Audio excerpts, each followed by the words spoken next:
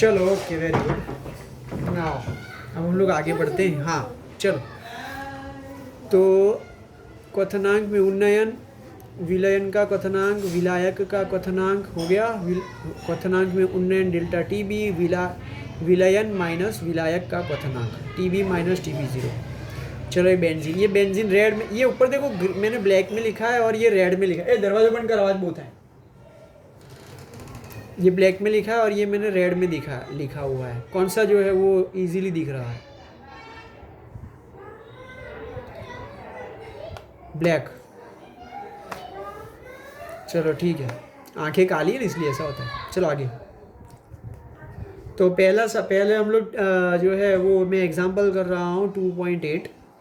Benzene का क्वथनांक दिया गया है। बेंजीन हम लोग विलायक 1 नंबर दे रहे हैं, ठीक है, और उसमें कोई एक अननोन सब्सटेंस उसमें विलय किया गया है। विलय करने का मतलब ये हुआ कि उसको हम लोग नंबर 2 देंगे। चलो अब मैं अक्सर थोड़े, हाँ तो आप लोग देखो यार अपने हिसाब से।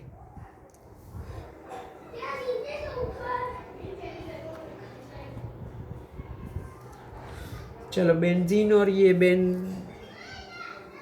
बेंजीन का, हाँ थोड़ी देर सेट होने में लग जाएगा, आराम से, थोड़ा अपने आराम से चला रहे, कहाँ जल्दी है। बेंजीन का क्वथनांक, तो बेंजीन का क्वथनांक हो गया विलायक का क्वथनांक Tb0 इक्वल्स टू 353.23 केल्विन। बाहर जाओ बद्दा, कहीं काम नहीं। चलो दरवाजा बंद कर दे। कोई नहीं बोला हमें। चलो Tb0 क्वथनांक हो गया। अब 1.80 ग्राम अवाष्पशील विलय पदार्थ उसमें मिश्र किया गया है। अवाष्पशील विलय पदार्थ का द्रव्यमान दिया गया है W2 1.80 ग्राम। चल, उसको 90 ग्राम बेंजीन में विलय किया गया है, तो विलायक का द्रव्यमान हो गया 90 ग्राम। चलो, तब उसका क्वथनांक बढ़कर क्वथनांक में होने वाली वृद्धि डेल्टा टीबी 354.11 केल्विन हो गया। तो बताइए कि वो जो विलय मिश्र किया गया है उसका आणवीय द्रव्यमान कितना होगा। अब मैं बड़े बड़े अक्षर निकाल रहा हूँ जिससे आप लोगों को इजीली दिख रहे हैं, ठीक है। चल, और उसके लिए के भी दिया गया है। के भी 2.53 केल्विन किलोग्राम पर मोल, ठीक है। चलो, अब इसमें हम लोग को सवाल में एक ही हमारे पास हिंट है जो हम लोगों को पता चल जाता है कि क्वथनांक में उन्नयन है। तो क्वथनांक में उन्नयन का सूत्र है delta T B proportional to molality. Delta T B equals to K B into molality का सूत्र लिखते हैं विलय का द्रव्यमान ग्राम में, विलय का आणविक द्रव्यमान M2 और विलायक का द्रव्यमान किलोग्राम में। अब ये जब M2 है उसको हम लोगों को ज्ञात करना है, तो M2 को हम लोग क्या करेंगे, सूत्र का कर्ता बनाएंगे। तो M2 डिवाइड में है, सामने जाएगा तो मेन हो जाएगा, तो डेल्टा टी बी जो है वो सामने आएगा तो डिवाइड में चला जाएगा। उसका मतलब ये हुआ कि सूत्र हम लोगों को मिलेगा M2 equals to K B into W2 gram में divide by delta T B into W1 kilogram में, ठीक है। बोले इतना समझ में आया आप लोगों को? चलो अब हम लोग आगे बढ़ते हैं। मुँह दो नीचे मुँह दो, इतना घड़ी घड़ी ऊपर ऊपर ना हो। चल, तो सूत्र हम लोगों को मिल चुका है delta T B equals to M2 equals to K B into W2 divide by delta T B into W1। चलो के बी का क्या वैल्यू था हमारे पास, के बी ये रहा 2.53, तो 2.53 केल्विन किलोग्राम पर मोल गुणे में द्रव्यमान, विलेय का द्रव्यमान W2 1.80 ग्राम डिवाइड में डेल्टा TB 354.11 केल्विन, ठीक है, और है W1 90 ग्राम है, ठीक है ना। अब 90 ग्राम तो कैंसिल होगा नहीं, तो किलोग्राम में कन्वर्ट करना पड़ेगा, तो कितना हो जाएगा वो 0.09 किलोग्राम, ठीक है। तब देखो कौन से मात्रक कैंसिल हो रहे हैं, केल्विन कैंसिल हो रहा है, किलोग्राम और किलोग्राम कैंसिल हो रहे हैं, दैट मीन्स कि हम लोगों को मिलेगा ग्राम बटे मोल। तो आणविक द्रव्यमान का तो वही मात्रक होता है ना, ग्राम पर मोल। चलो अब सभी को ये मल्टीप्लाई इससे डिवाइड से और इससे डिवाइड को करेंगे तो हम लोगों को मिलेगा 58।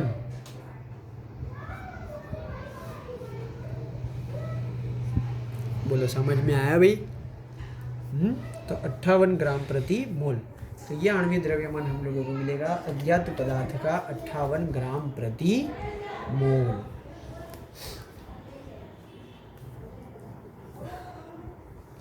चलो भाई ठीक है, कंप्लीट, वेरी गुड।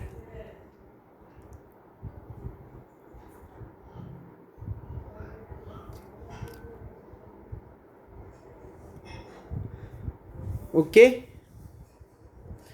अब मेरे हिसाब से लगता है सबको जो है यहाँ पर क्लियरली दिख रहा है।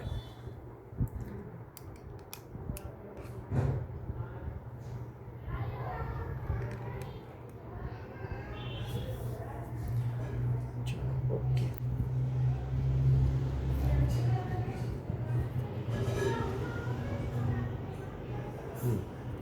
चलो अब नया टॉपिक हम लोगों के लिए क्या है, नया है हिमांक में अवनमन।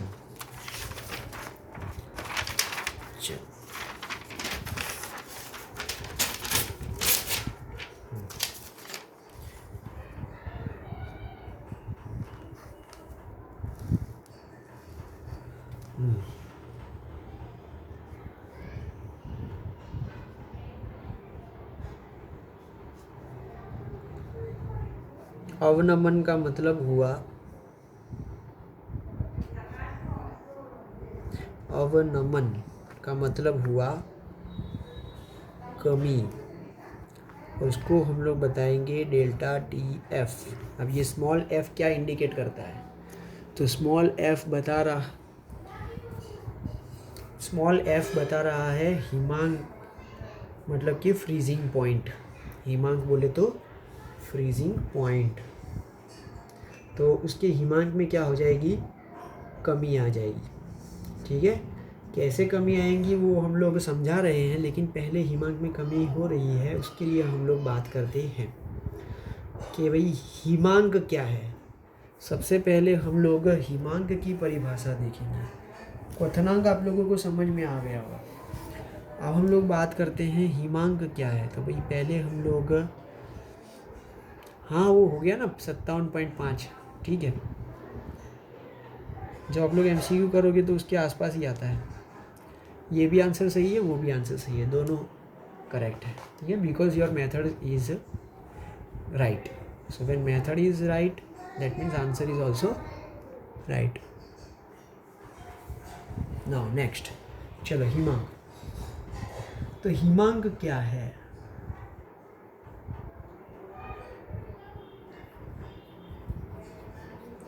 हिमांक में ऐसा होता है कि मानो कि हम लोग कोई पदार्थ लेते हैं, वो पदार्थ के दो स्वरूपों की बात करेंगे।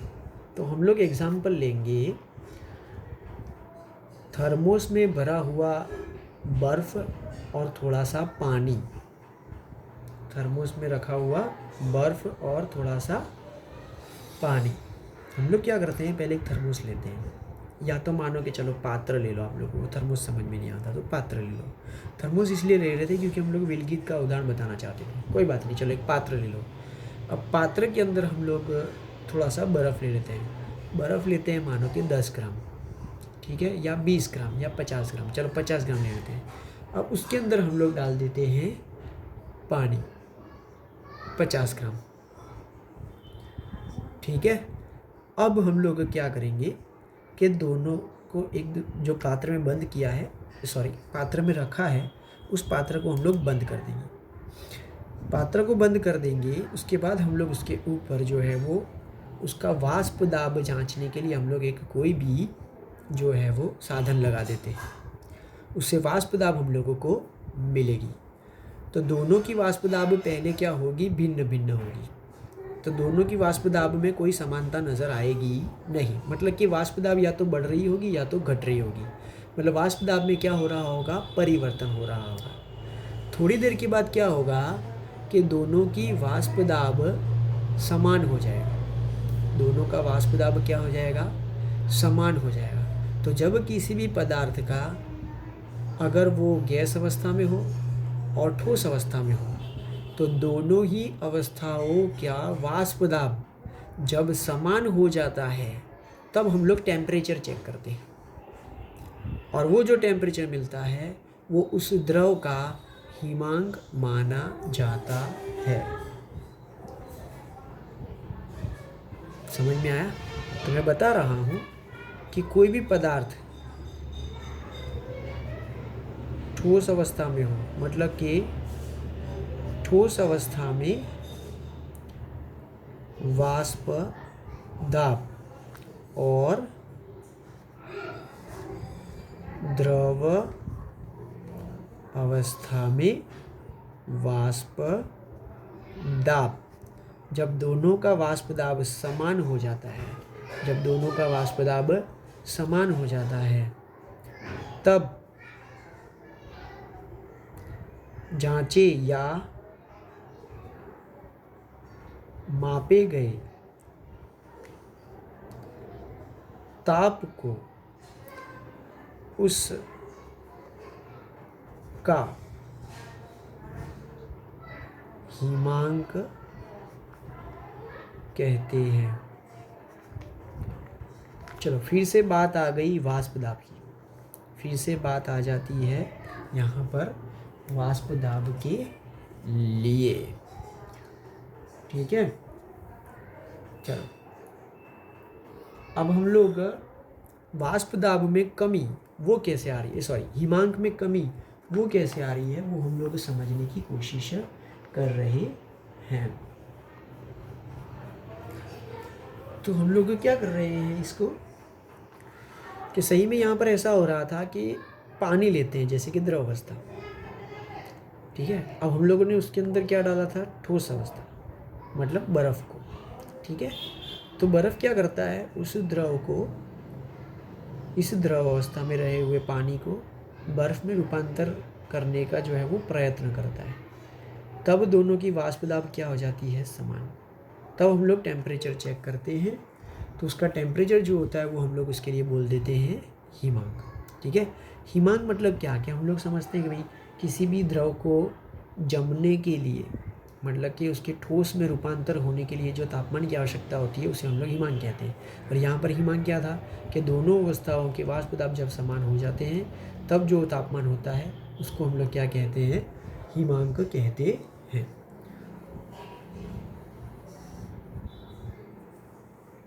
चलो एक और चीज़ है कि जब द्रव ठोस जमकर ठोस अवस्था में रूपांतर हो जाता है तब तापमान को हम लोग क्या कहते हैं, उसका हिमांक भी कह सकते हैं। अब हम लोग एग्जांपल लेते हैं कि भाई पानी का हिमांक कितना है। तो भाई पानी का हिमांक है 0 डिग्री सेल्सियस बराबर 273 केल्विन, ठीक है। ये पानी का हिमांक है। पानी का हिमांक कैसे आया कि भाई पानी को हम लोगों ने जमने के लिए छोड़ दिया था, फिर वो बर्फ़ में रूपांतर हो गया, पानी और बर्फ़ दोनों के वाष्प दाब समान हो गए, तब हम लोगों को हिमांक मिल गया। क्योंकि जब आप लोग पानी को बर्फ़ में रूपांतर होने के लिए रखोगे तो पहले तो पानी द्रव अवस्था में ही होगा ना, वो तो थोड़ी देर के बाद ही किस में आएगा, ठोस अवस्था में आएगा। ठीक है, तो तब क्या होगा पता है कि पहले थोड़ा थोड़ा जो है वो बर्फ़ बनता जाएगा ऊपर की सतह का, लेकिन अंदर का तो अभी भी वो क्या होगा, द्रव ही होगा ना। उसको पूरा बर्फ़ बनने के लिए तो और ज़्यादा देर लगेगी, लेकिन उसका हिमांक कब जाना जाएगा, जब दोनों का वाष्प दाब क्या हो जाएगा, समान हो जाएगा, तब उसका हिमांक हम लोग चेक करते हैं। मतलब कि वो जो तापमान मिलता है वो क्या आ जाता है, हिमांक। तो पानी के लिए भी क्या करना पड़ेगा कि अगर पानी का हिमांक ज्ञात करना हो तो क्या करना पड़ेगा कि एक पात्र में लेना पड़ेगा जो पहले वो द्रवावस्था में होगा, फिर हम लोग उसे फ्रीज में रख देंगे, उसका तापमान धीमे धीमे कम होता जाएगा, अर्थात उसके वाष्प दाब कौन सा, द्रव, वो धीमे धीमे कौन से में रूपांतर होगा, ठोस में रूपांतर होता जाएगा। तब दोनों के वाष्प दाब क्या हो जाएंगे, समान। तो जिस तापमान पर दोनों के वाष्प दाब समान हो जाएंगे वो उसका हिमांक हो जाएगा। तो पानी क्या होता है, 0 डिग्री सेल्सियस पर जमना चालू कर देता है और उसका वो क्या मिल गया, हिमांक मिल गया। अब हम लोग क्या करते हैं, दूसरे पात्र में पानी को लेते हैं और उस पानी के अंदर हम लोग कोई भी ठोस विलेय पदार्थ को मिश्र कर देते हैं। ठोस विलेय पदार्थ को क्या कर देते हैं, मिश्र। तो ठोस विलेय पदार्थ कौन सा ले सकते हैं हम लोग, चीनी ले सकते हैं, सुक्रोज ले सकते हैं, ग्लूकोज ले सकते हैं, यूरिया ले सकते हैं, ठीक है ना। हम लोग उसमें से कुछ भी ले सकते हैं। तब ये क्या मिल जाएगा हम लोगों को यहाँ पर, विलयन। क्या मिलेगा, विलयन। तो विलयन का हिमांक कितना आएगा, तो उस विलायक या पानी के हिमांक से ज़्यादा आएगा कि कम आएगा, तो कम आएगा।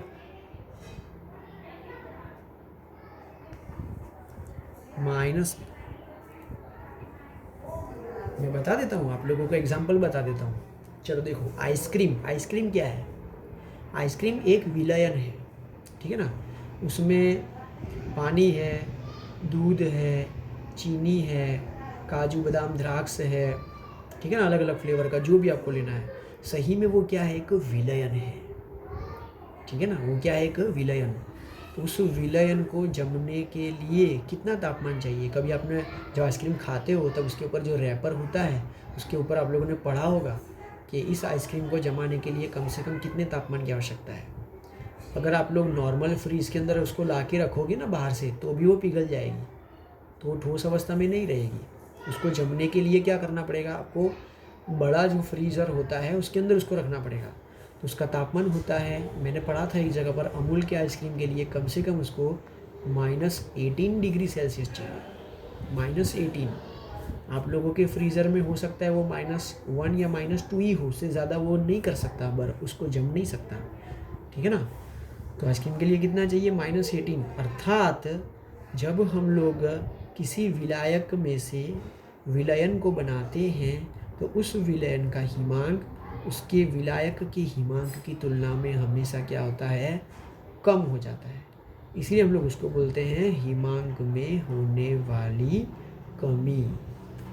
ऐसा क्यों हो रहा है, क्योंकि जब हम लोग पहले सिर्फ विलायक लेते हैं तो उसके अंदर जो घटक के अणु होते हैं सिर्फ उसके ही होते हैं और कोई उसमें होता नहीं है।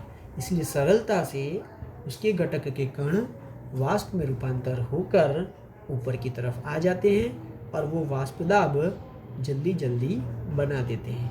जितना जल्दी वाष्प दाब आ जाएगा हिमांक उतना जल्दी मिल जाएगा। लेकिन हम लोग क्या करते हैं कि उसमें कोई ठोस विलय पदार्थ को विलय करके विलयन बनाते हैं। अब उसको जब जमने के लिए रखते हैं तो अब उसमें विलायक उपरांत ठोस विलय के घटक कण हैं जो क्या करते हैं, वो आकर्षण करते हैं।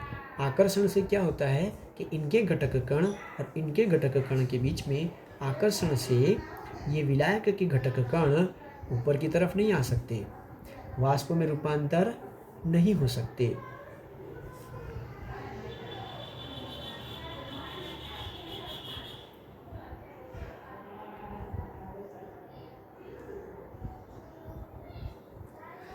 ठीक है, तो वो जो विलयन है उसके घटक कण सरलता से वाष्प में रूपांतर नहीं हो सकते। तो उसके लिए उसको और थोड़ी देर तक रखना पड़ता है, इसीलिए उसका हिमांक जो है वो पहले से और भी क्या हो जाता है, कम हो जाता है। ठीक है, उसकी हिमांक में क्या आ जाती है, कमी आ जाती है। तो आप लोगों को इतना समझना है कि विलायक में से बनाए गए विलयन का हिमांक उस विलायक की तुलना में कम होता है। बोलो ठीक है। तो हमेशा जिस विलायक में से आप लोग विलयन बनाओगे तो उस विलयन का हिमांक उसी विलायक की हिमांक की तुलना में हमेशा क्या होता है, कम होता है।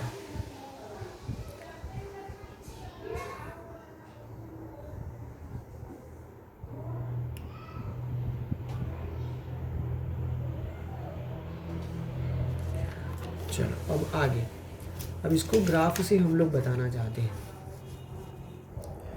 ग्राफ यहाँ पर टेक्स्ट बुक वालों ने बताया है, ठीक है, और हम लोग अपना जो है अलग से बताते हैं, लेकिन अंत में तो वो समान ही हो जाता है। चलो हम लोग बना रहे हैं ग्राफ वाष्प दाब विरुद्ध तापमान केल्विन में। ठीक है, चलो इस ग्राफ को हम लोग कैसे समझाएंगे।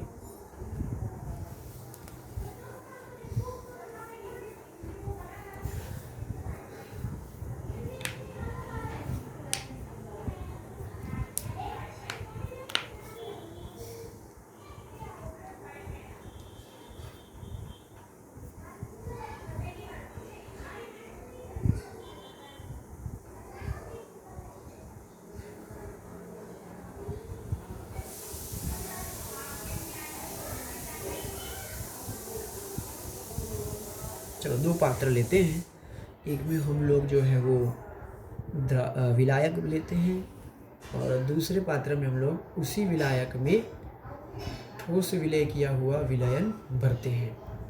तो एक में है विलायक, शुद्ध विलायक, और दूसरे पात्र में है उसी में से बनाया हुआ विलयन। दोनों पात्र को हम लोग फ्रीज़र में रख देते हैं।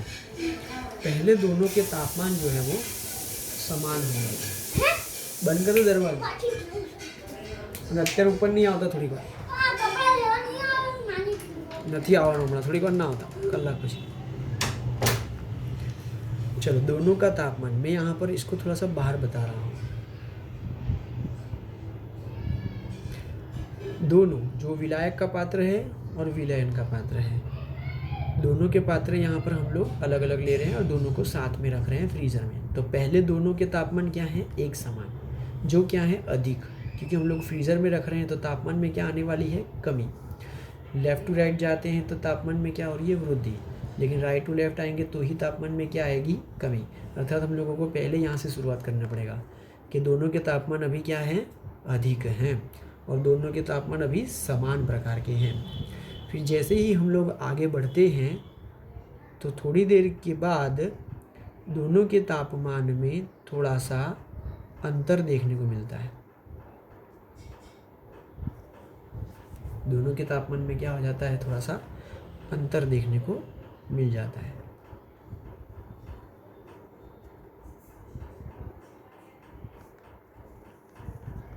ये इस तरह से।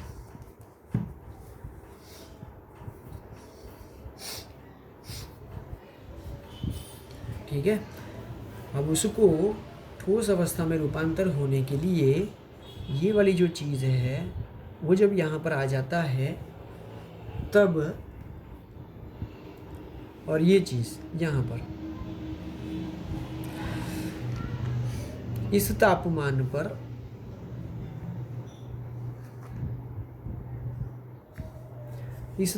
पर ये चीज़ जो है वो जम जाती है। तो पहले कोई एक पदार्थ जम जाता है, तो पहले कौन जम जाता है? विलायक जम जाएगा या तो विलयन जम जाएगा। तो पहले जो है वो विलायक जम जाएगा।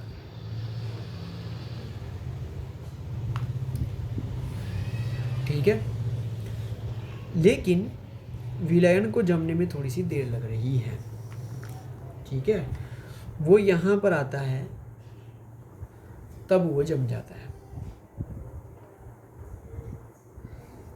तो ये हो गया विलयन के लिए।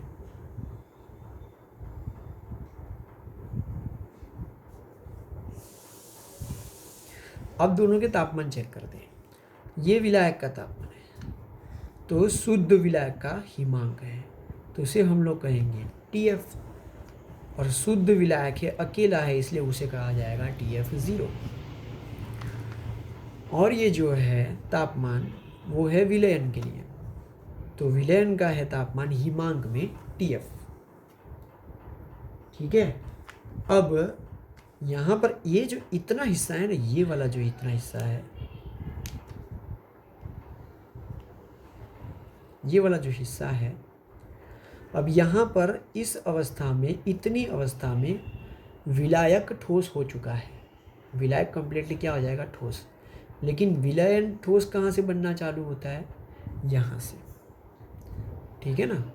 अब आगे जाके क्या होगा कि दोनों इस अवस्था में, विलायक और विलयन दोनों ठोस अवस्था में ही रहते हैं। तो इतनी अवस्था में विलायक, क्योंकि यहाँ पर विलायक क्या हुआ, पहले वो ठोस हो गया,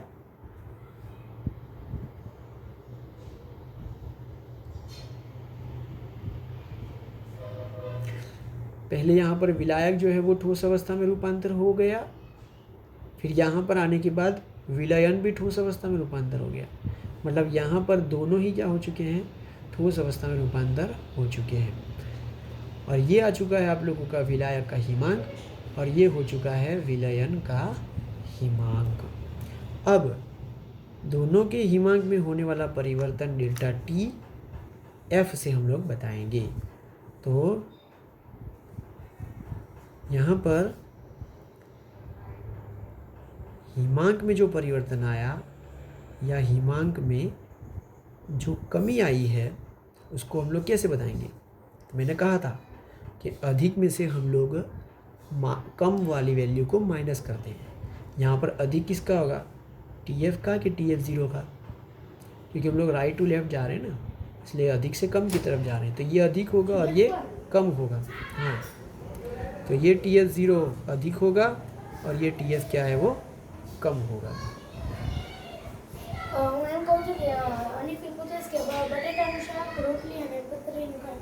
रात्रि तेरा कहीं दिखाओ, खाई लीजिए। अच्छा, तो खाई लीजिए। ओके,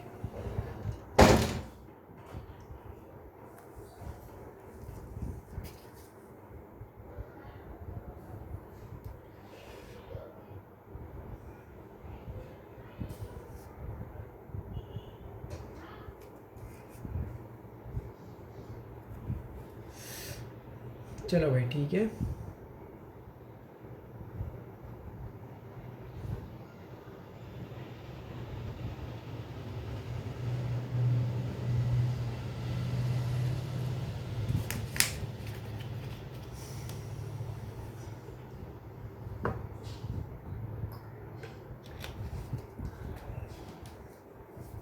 चलो, अब ग्राफ से हम लोगों को कितनी चीज़ें पता चली कि भाई एक होता है TF0, एक होता है TF और ये होता है डेल्टा TF। TF0 क्या है? तो वह शुद्ध विलायक का हिमांक है, और TF क्या है? विलयन का हिमांक। और डेल्टा TF क्या है? तो हिमांक में होने वाली कमी, या इसे हम लोग क्या बोलते थे, हिमांक में अवनमन।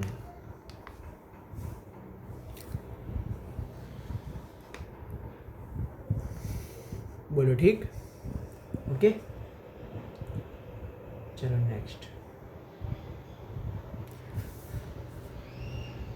देखो, अब मैंने आप लोगों को जो केबी समझाया था उसी तरह से ही यहाँ पर हम लोग बात करेंगे मोलल। उसमें था मोलल उन्नयन स्थिरांक, इसमें है मोलल अवनमन स्थिरांक, जिसको हम लोग बोलते हैं KF। वहाँ पर हम लोगों ने बोला था KB और यहाँ पर हम लोग बोल रहे हैं KF, ठीक है।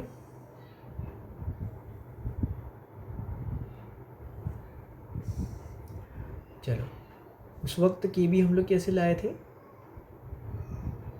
कि भाई 3 पात्र लिए थे हम लोगों ने, फिर उसमें विलायक लिया था। विलायक एक समान प्रकार का ही लेंगे, कितना लेंगे, किलोग्राम में।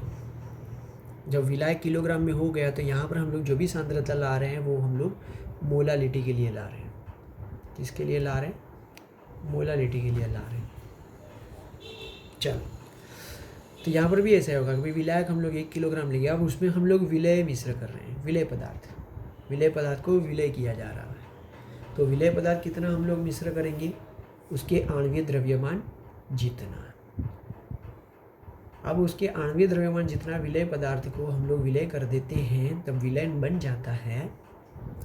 अब उन सभी विलयन को एक साथ अगर हम लोग जमने के लिए रख देंगे तो सभी के हिमांक में जो कमी है वो समान आएगी, अर्थात हिमांक में होने वाली कमी जो है वो स्थिर नज़र आएगी। इस तरह से हम लोगों को मिलता है मोलल अवनमन स्थिरांक, तो ये KF हो जाएगा। तो उसका मतलब ये हुआ कि ये जो हिमांक में होने वाली कमी डेल्टा TF है वो विलयन की मोलल सांद्रता के साथ समानुपाती संबंध रखती है। तो डेल्टा TF, अब ये समचलन हटेगा तो इक्वल्स टू लगेगा और स्थिरांक लगेगा। तो स्थिरांक हम लोग कौन सा लेंगे, मोलल अवनमन स्थिरांक KF लेंगे और ये हो जाएगी आप लोगों की मोलालिटी। चलो, मोलालिटी का सूत्र क्या है कि भाई W2 मतलब कि विलय का द्रव्यमान ग्राम में बटे विलय का आणविक द्रव्यमान गुणे विलायक का द्रव्यमान किलोग्राम में।